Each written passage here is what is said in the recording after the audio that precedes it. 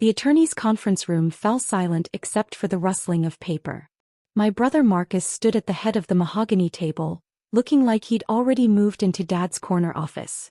Mom sat beside him, dabbing her eyes with a tissue. My aunt and uncle flanked them like bookends of family solidarity. I sat alone at the far end of the table.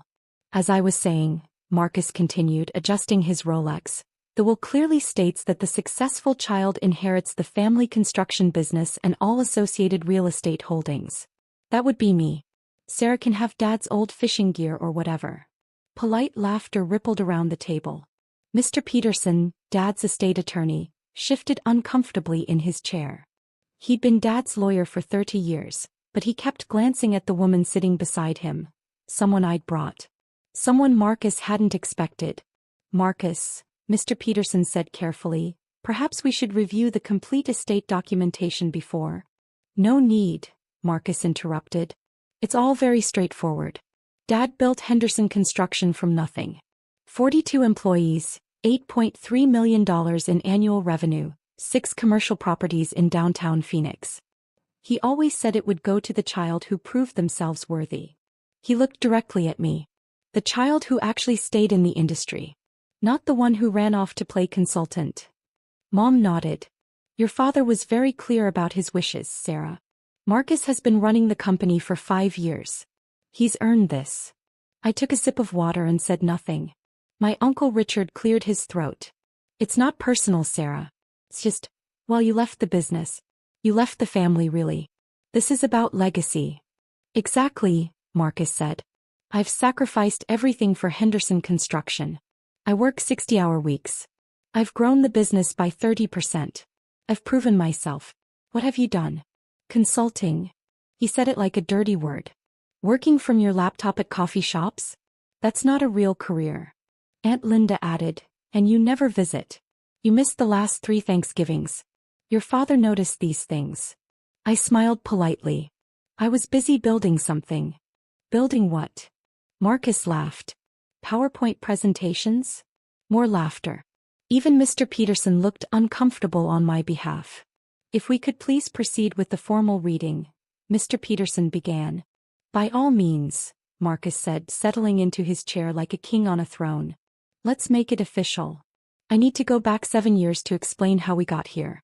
Dad started Henderson Construction in 1989 when I was 3 years old. By the time I was old enough to understand, the company was the family religion. Sunday dinners weren't about family, they were about bids, contracts, and profit margins. Every conversation eventually circled back to the business. Marcus, 6 years older than me, embraced it completely. He studied construction management at Arizona State, interned with Dad every summer, and joined the company full-time at 22.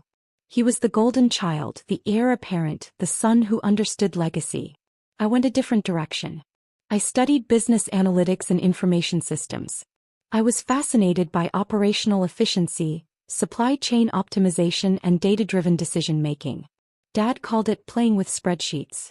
Marcus called it office work for people who can't handle real jobs. But I loved it. I saw patterns where others saw chaos. I could look at a company's operational data and identify inefficiencies worth millions. After college, I joined Henderson Construction as an operations analyst. I thought I could help modernize the business, bring data-driven insights to bidding and project management. I created models that could predict project overruns with 87% accuracy. I identified supply chain inefficiencies costing the company $340,000 annually. Dad patted me on the head and ignored every recommendation. Marcus was worse. This isn't a tech startup, Sarah. This is construction. We do things the way they've always been done. At family dinners, he'd mock my little spreadsheets and cute pie charts. Mom would laugh. Dad would change the subject to Marcus's latest successful project. I realized I was never going to be heard, never going to be respected, never going to be anything more than the daughter who doesn't understand real work. So at 26 I left. I started my own consulting firm, Henderson Analytics LLC. I specialized in operational efficiency for mid-sized construction and manufacturing companies. My first client was a $12 million construction firm in Tempe that was bleeding cash. Within 6 months, I'd helped them restructure their supply chain and project management systems. They saved $1.8 million in the first year. Word spread. Within 2 years, I had 17 clients across Arizona, Nevada, and California. My firm grew to 8 employees. By year 3, we were generating $2.4 million in annual revenue. By year 4, we hit $5.1 million. I didn't tell my family any of this. What was the point? They'd already decided who I was. The daughter who couldn't hack it in real business. But here's what they didn't know. In year 3 of running Henderson Analytics, I was approached by a private equity firm called Meridian Capital Partners. They'd been watching my work and wanted to discuss something unusual. We're building a portfolio of mid-sized construction and manufacturing consulting firms, the managing partner told me over lunch in Scottsdale. Companies like yours that have proven operational excellence and strong client retention. We're offering acquisition with retained leadership and significant equity participation. They offered me $8.2 million for Henderson Analytics, with the condition that I stay on as CEO and take a 23% equity stake in the new holding company they were creating, Meridian Operational Group. I said yes. Over the next 3 years, Meridian acquired 11 similar firms. We became a $140 million consulting powerhouse with 240 employees across 8 states. My equity stake was now worth approximately $32 million. But that wasn't even the interesting part. The interesting part was Dad. In 2019, Dad's health started declining. He had a series of small strokes that left him mentally sharp but physically weakened. He knew he needed to start thinking about succession, but he had a problem. He didn't actually trust Marcus. Dad wasn't stupid. He knew Marcus was flashy, ambitious, and often reckless. He'd watched Marcus take increasingly risky bids, cut corners on safety protocols, and treat employees like disposable resources. The 30% growth Marcus bragged about? It came from aggressive expansion that Dad privately worried was unsustainable. One Tuesday afternoon, Dad called me. Not Marcus. Me. Sarah, I need to talk to you about something important. Can you come to the house? I drove to Scottsdale expecting another lecture about family loyalty. Instead, Dad said, I'm worried about the business. For 2 hours, he laid out his concerns. Marcus was overextended. He'd taken on 3 major projects simultaneously without adequate project management. He was burning through cash reserves. He'd alienated 2 of their best project managers who'd quietly resigned. But here's the thing, Dad said. If I try to rein him in, he'll think I don't trust him. He'll rebel. And your mother will take his side. He looked at me carefully. I need someone smart watching the money. Someone Marcus won't see coming. What are you asking me? I'm asking if you'd be willing to become the majority silent owner of Henderson Construction. I stared at him. What?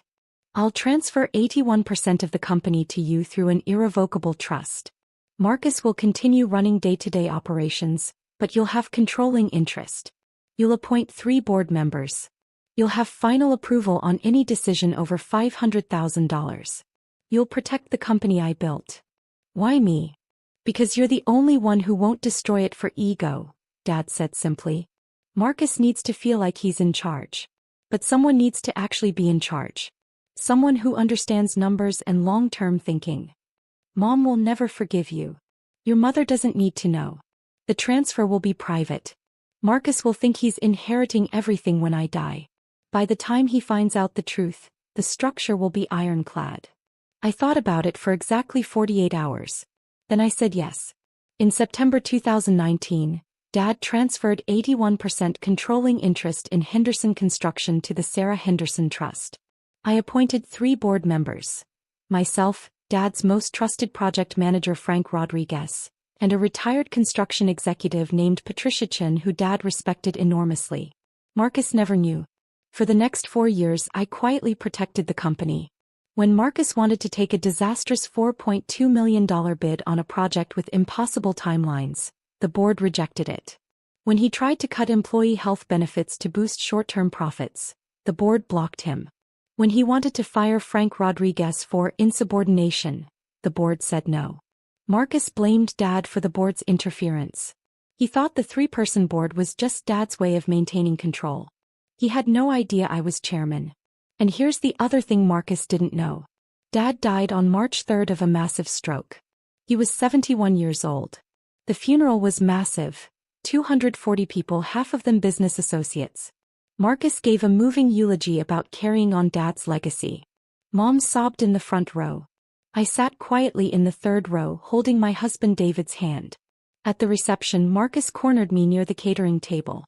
I assume you'll want to sell your Henderson Analytics firm now and come back to work for me, he said. It wasn't a question. I'm happy with my current work, Marcus. Right. Your consulting thing. He sipped his drink. Well, I'll be honest, Dad left the business to me. I'll be making some significant changes. Expansion. Modernization. Taking risks he was too old to take. The board might have thoughts about that. His jaw tightened. The board is Dad's old guard. I'll be replacing them within the year. Frank Rodriguez is practically retired anyway. Patricia Chin doesn't understand modern construction. Once the estate is settled and everything's officially mine, I'm cleaning house. Interesting. Don't take it personally, Sarah. You made your choice when you left. This is my time now. I smiled politely and excused myself. That night, I called my estate attorney, Jennifer Walsh, who also happened to be one of the partners at the firm handling Dad's probate. Jennifer, Marcus is going to be surprised at the will reading. Very surprised. I need you to prepare something else for me. What do you need? I need a complete forensic accounting review of Henderson Construction's finances for the past 4 years. Every transaction over $10,000. Every expense report Marcus submitted. Every vendor payment. Everything. You think he's been stealing? I think he's been reckless. But I'd like to know exactly how reckless. Jennifer called me back 3 weeks later. Sarah, you need to see this in person. The forensic accounting report was 174 pages long. Jennifer spread the key findings across her conference table. Your brother has been systematically embezzling from Henderson Construction for 4 years. She walked me through it. $127,000 in fraudulent vendor payments to a shell company. Marcus controlled $89,000 in personal expenses charged to the business. His boat, country club memberships, his daughter's private school tuition. $52,000 in kickbacks from subcontractors in exchange for contract awards. $94,000 in consulting fees, paid to Marcus's wife's company for services never rendered. Total, $362,000 in provable theft. But here's the bigger problem, Jennifer continued. Your brother has been cooking the books to hide losses from bad projects. That 30% growth he claims? Mostly fiction. The company's actual profitability has declined 18% over 4 years. He's been using cash reserves to cover operating losses while reporting phantom profits. How bad is it? If he continues current trajectory, Henderson Construction will be insolvent within 18 months. He's burned through $2.3 million in cash reserves your father spent 40 years building. I sat back in my chair. He's destroying everything Dad built. Yes. And when the will reading happens and he discovers you own 81%, he's going to fight you. Be prepared for war. I thought about that for a long moment. Then I made a decision. I called Patricia Chin and Frank Rodriguez. We held an emergency board meeting. We have evidence of significant financial misconduct, I told them. Marcus has been embezzling and mismanaging the company into the ground. The will reading is in 2 weeks. When Marcus discovers the ownership structure, he's going to explode. We need to be ready. We voted unanimously. The board would attend the will reading. We would bring the forensic accounting report. And we would be prepared to terminate Marcus's employment immediately if he reacted with hostility. Frank Rodriguez, who'd worked with Dad since 1991, looked at me with something like relief. Your father knew, didn't he? That's why he did this. Yes. He knew Marcus needed oversight. He just didn't predict Marcus would go this far. Patricia Chin added, your father would be proud of how you've handled this, Sarah. 2 weeks later, I walked into Mr. Peterson's conference room with Jennifer Walsh and our forensic accountant, Robert Kim. Marcus was already there holding court. And that's when he made his declaration about Dad's will, leaving everything to the successful child. Mr. Peterson cleared his throat for the 3rd time. Marcus, if I could please have your attention, I'd like to proceed with the complete estate review. Complete estate review? Marcus said. What's to review? Dad's will is clear. I inherit Henderson Construction and the associated properties. Sarah gets the personal effects. Mom gets the life insurance in the Scottsdale house. It's straightforward. Actually, Mr. Peterson said carefully, the situation is more complex than you're aware. Marcus frowned. What do you mean complex? Mr. Peterson opened a leather folder. Your father's will does indeed address the distribution of his personal assets. However, Henderson Construction is not part of the probate estate. The room went very still. What? Marcus said. Henderson Construction was transferred out of your father's ownership in 2019 via irrevocable trust. He no longer owned the company at the time of his death. Therefore, it's not subject to inheritance through his will. Marcus's face turned red. That's impossible. I've been running that company for 5 years. If Dad transferred it, he would have transferred it to me. He transferred it to someone else. Who? Mr. Peterson looked at me. Every eye in the room turned toward me. I met Marcus's stare evenly and said nothing. No, Marcus said. Absolutely not. There's no way Dad gave the company to her. She abandoned the family business. She quit. She doesn't even work in construction anymore. Nevertheless, Mr. Peterson said, in September 2019, your father transferred 81% controlling interest in Henderson Construction to the Sarah Henderson Trust. Sarah is the sole trustee and beneficiary. She has been the majority owner for the past 4 years. Marcus shot to his feet. This is insane. Mom gasped. Sarah, is this true? I nodded calmly. Yes. Dad asked me to protect the company. So I did. Protect it. Marcus shouted. From who? From you. The conference room erupted. Marcus slammed his hands on the table. This is fraud. Dad was sick. He didn't know what he was doing. I'll contest this in court. Marcus, Mr. Peterson interrupted firmly, your father was fully competent when he executed the trust transfer. I personally handled the documentation. 3 doctors evaluated his mental capacity. The trust is ironclad. But I've been running the company. Marcus's voice cracked with rage and something else, panic. I've grown it by 30%. Actually, I said quietly, you've nearly destroyed it. What? I nodded to Robert Kim, the forensic accountant. He opened his briefcase and removed 2 thick manila envelopes. Over the past 4 years, I said, you've embezzled approximately $362,000 from Henderson Construction. You've also misrepresented company finances to the board, hidden losses from failed projects, and burned through $2.3 million in cash reserves to cover your incompetence. Marcus went pale. That's a lie. Is it? I slid the first envelope across the table. That's the complete forensic accounting report. It documents every fraudulent transaction, every fake vendor, every kickback, every personal expense you charged to the company. Robert Kim spoke for the first time.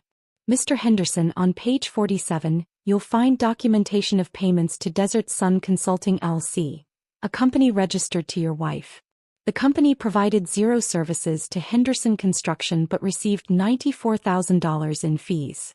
On page 63, you'll find evidence of kickbacks from Bradley Subcontracting in exchange for favorable contract terms. On page. Shut up. Marcus screamed. You have no right to investigate the company finances. Actually, Patricia Chin said calmly from the corner, I hadn't even introduced her yet, but she'd been sitting quietly. As chairman of the Henderson Construction Board, Sarah has every right. I'm Patricia Chin, board member since 2019. This is Frank Rodriguez, also a board member. We've been aware of the trust structure from the beginning. Frank Rodriguez stood up, his weathered face hard. Marcus, I've worked for your father since before you were born. I watched you lie about project cost. I watched you treat good employees like garbage. I watched you nearly destroy a company your father spent 40 years building. Your father knew you couldn't be trusted with full control. That's why he did this. Marcus's hands were shaking. He looked at Mom. Are you hearing this? Are you going to let them do this to me? Mom's face was white. Sarah, your father really did this? His mom. Because Marcus was running the company into the ground while pretending everything was fine. That 30% growth he talks about. Fiction. The company's actual profitability has declined 18% under his management. Another 18 months at this rate and Henderson Construction would be bankrupt. You're lying, Marcus said, but his voice had lost its certainty. I opened the second envelope and removed a document. This is the emergency board resolution we drafted yesterday. It terminates your employment as president of Henderson Construction, effective immediately, pending criminal investigation into financial misconduct. You'll be replaced by Frank Rodriguez as interim president. Marcus's mouth opened and closed like a fish. You can't fire me. I'm the president. You're an employee, I said quietly. I'm the owner. I can absolutely fire you. The board voted unanimously. 3-0. Marcus looked around the room wildly, like he was searching for someone to support him. His eyes landed on our aunt and uncle. Uncle Richard looked away. Aunt Linda stared at her hands. Finally, Marcus turned back to me. Dad would never have done this. You manipulated him. You lied to him. Dad did this because he loved the company more than he loved your ego, I said. He knew you were smart and charismatic and hardworking. He also knew you were reckless and arrogant and willing to cut corners. He needed someone who would protect Henderson Construction from your worst impulses. So he chose me. I built that company. Marcus's voice broke. I worked 60-hour weeks. I sacrificed everything. You embezzled from it, I said flatly. That's not sacrifice. That's theft. Robert Kim spoke again. Mr. Henderson, I should inform you that we're legally required to report our findings to the Arizona Attorney General's office. The evidence of financial fraud is substantial enough to warrant criminal prosecution. You should consult with a defense attorney. The room fell completely silent. Marcus stared at me with pure hatred. You're really going to do this? To your own brother? You did this to yourself, I said. I protected the company. I blocked your worst decisions. I kept Dad's legacy alive. And you repaid that by stealing $362,000 and lying about it. Mom, Marcus said desperately, say something. Mom looked torn, her eyes red. Sarah, is all of this true? The embezzlement. His mom. Every word. But he's your brother. Can't you just work this out privately? He stole $350,000, Mom. He falsified financial reports. He took kickbacks. This isn't a family disagreement. This is criminal fraud. Marcus grabbed his suit jacket. I don't have to listen to this. I'm leaving. Before you go, Jennifer Walsh said, speaking for the first time, you should know that we've already notified your bonding company about the findings. Your professional license is likely to be suspended pending investigation. We've also frozen all Henderson Construction accounts you have access to. Your company credit cards have been canceled. And we've filed a civil lawsuit to recover the embezzled funds, which means we've placed liens on your personal assets, including your house and boat. Marcus froze halfway to the door. What? You have 24 hours to respond to the board's termination letter, Jennifer continued calmly. You're required to return all company property, including your laptop, phone, vehicle, and access keys. If you enter Henderson Construction's premises after 5 p.m. today, you'll be arrested for trespassing. Marcus's face went from red to purple. You can't do this to me. We already have, I said. He looked at me with such rage I thought he might actually attack me. David shifted protectively closer to my chair. But Marcus didn't move. He just stood there, shaking with fury and shock and the dawning realization that his entire world had just collapsed. I'll fight this, he said. I'll sue. I'll contest the trust. You'll lose, Patricia Chin said matter-of-factly. The trust is ironclad. The embezzlement evidence is overwhelming. And frankly, Marcus, you're out of money. You've burned through everything you stole. You have approximately $8,000 in your personal accounts. You can't afford the kind of legal team you'd need to fight this. Frank Rodriguez added quietly, your father knew this day would come. He prepared for it. He made sure Sarah had everything she needed to protect the company when you inevitably went too far. Marcus looked at each of us in turn. Then, without another word, he walked out of the conference room. The door slammed behind him. The silence after Marcus left was deafening. Mom sat frozen in her chair, tears streaming down her face. Sarah, how could you do this to your brother? I didn't do this to him, Mom. He did it to himself. For 4 years, I protected Henderson Construction from his worst decisions. I kept Dad's company alive. Marcus repaid that by stealing from the company and lying about its financial health. But he's family. And Dad was family too, I said quietly. Dad built that company from nothing. He employed 42 people who depend on those paychecks. He created something that mattered. Marcus was destroying it for ego and money. I chose to protect Dad's legacy over Marcus's pride. Uncle Richard cleared his throat. Sarah's right, Linda. I've seen the reports Marcus sent to investors. If even half of what that accountant said is true, Marcus committed serious crimes. Aunt Linda looked stricken. But will there be criminal charges? Robert Kim answered. That's up to the Attorney General's office. But yes, with $362,000 in documented fraud, prosecution is likely. Mom stood up unsteadily. I need to go talk to Marcus. I need to. Mom, I said gently, Marcus is an adult. He made his choices. You can't fix this for him. She looked at me with something between grief and anger. You've always been jealous of him. Of his success. This is revenge, isn't it? That hurt more than I expected. No, Mom. This is protection. Protection of Dad's company, his employees, and his legacy. If Marcus had just done his job honestly, none of this would have happened. He'd still be president. But he couldn't help himself. He had to steal. He had to lie. He had to cut corners and take risks that put everything in jeopardy. Mom shook her head and walked out without another word. Uncle Richard and Aunt Linda followed, whispering to each other. When the room finally cleared, it was just me, David, Jennifer, Patricia, Frank, and Mr. Peterson. Frank Rodriguez came over and shook my hand. Your father would be proud, Sarah. This took courage. Patricia Chin nodded. Henderson Construction will survive this. We'll rebuild. We'll restore trust with clients and employees. But it starts with honest leadership. Mr. Peterson began gathering his papers. Sarah, you should prepare for Marcus to make good on his threat to contest the trust. It won't succeed. The documentation is airtight, but it will be unpleasant. I know, I said.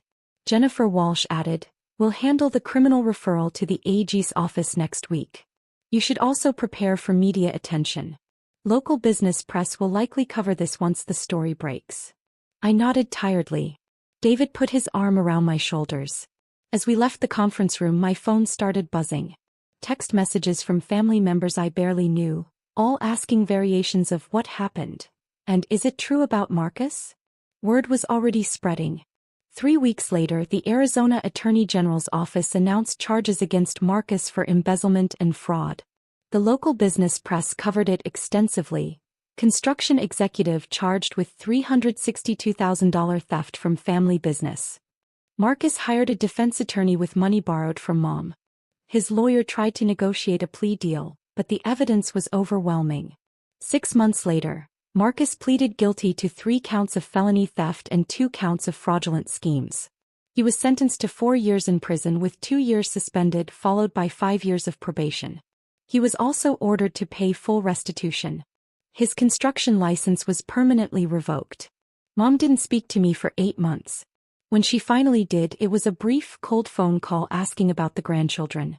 We've rebuilt our relationship slowly, but it's different now. She knows I chose Dad's legacy over her golden child. Some part of her will never fully forgive that. The extended family split. Half sided with Marcus, claiming I was vindictive and power-hungry. The other half quietly acknowledged that Marcus got what he deserved.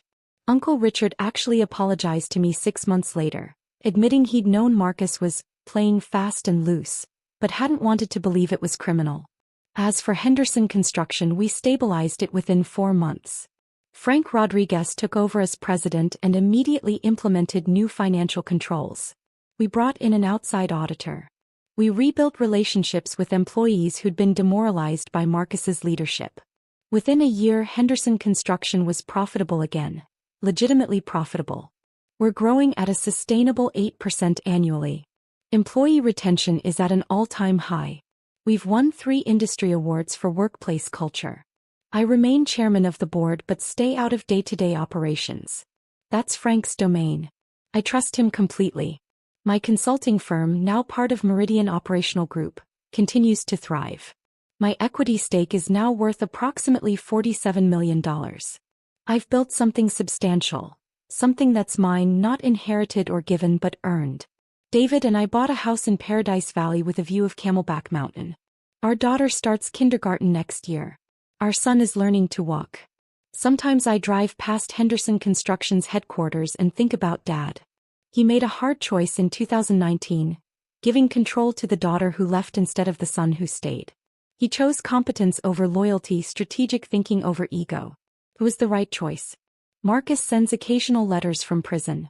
They're mostly angry, still blaming me for ruining his life. I don't respond. There's nothing left to say. He had every opportunity to do the right thing. He chose theft and lies instead. Last month I received a different kind of letter. It was from one of Henderson Construction's longtime employees, a project manager named Teresa who'd worked with Dad for 15 years. "Miss Henderson," she wrote, "I wanted you to know that your father talked about you all the time in those last few years. He was so proud of what you built with your consulting firm. He said you had the business mind he'd always hoped for, but more importantly you had integrity. He knew Marcus didn't. That's why he trusted you with his legacy. Thank you for protecting it. Thank you for protecting all of us." I cried when I read that letter. Because that's what this was always about. Not revenge. Not jealousy. Not sibling rivalry. It was about protecting something that mattered. Something bigger than family politics or hurt feelings. Dad spent 40 years building Henderson Construction. He created jobs. He built buildings that would stand for generations. He earned respect in an industry that doesn't give it easily. And when he knew he was running out of time, he chose to protect that legacy by giving it to someone who would guard it fiercely. Someone who understood that real success isn't measured in ego or applause, but in sustainable value and honest work. Marcus never understood that. He thought success was performance, showmanship, being seen as the winner. I learned something different from Dad, even if he never said it directly. Real success is quiet competence, strategic thinking, and the courage to make hard choices when the easy choice is more popular. At the last board meeting, Frank Rodriguez raised a glass of bourbon in Dad's honor. "To John Henderson," he said, "who knew exactly what he was doing." We all drank to that. Because Dad did know. He knew Marcus would eventually go too far. He knew I was the only one who would stop him. He knew the company needed protection more than his son needed validation. And he trusted me to do what was necessary. I miss him every day. But I know I honored his trust. Henderson Construction is still standing. Still employing 42 families. Still building. That's the legacy that matters. That's what I chose to protect when I walked into that conference room and watched Marcus's world collapse. I wasn't hiding. I was watching. And when the time came, I was ready.